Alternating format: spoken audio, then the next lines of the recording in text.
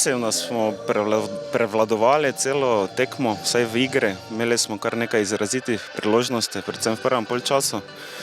Potem smo to izkoristili v drugem polčasu. No. Zadnjih 5 minut je bilo kar napeto, smo se borili in dosegli 3 točke, to je glavno. Podaja v sredino in zadetek, vendarle so zdaj prišli do zadetka.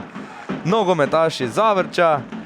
Dejal sem, da bi si po prikazanem v tem prvem polčasu zaslužili zadetek in zdaj so po kotu tudi zadeli. Rezultat je torej 1-1. Seveda sem se izigral z glavo, no, mogoče v igri ni bilo najboljše, ampak se je poklopilo. Za nogometaši Zavrča, vsi so na drugi vratnici. Visoka žoga v sredino, streljal je prav Kajzer in vaja iz konca prvega polčasa je ponovljena. Še enkrat je dobro podal Matevž Kukovec, še enkrat več po kotu z glavo pa strelec Rok Kajzer.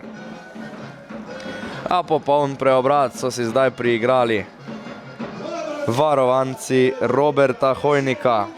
Pa ja, mi imamo malo težavo z mladosti in mi smo danes imeli v prvih 9 igralcev izpod 21 let. In smo tekmo dobro začeli, povedali smo in potem smo malo stihijski se povlekli, nasprotniku prepustili inicijativu. Škoda, da smo tekmo zgubili 2 gola iz prekinitve. V polju smo bili dokler disciplinirani, imeli smo tudi neke priložnosti, zdaj na koncu škoda, ker nismo eno zabili, 2-2 bi bil pravičen rezultat.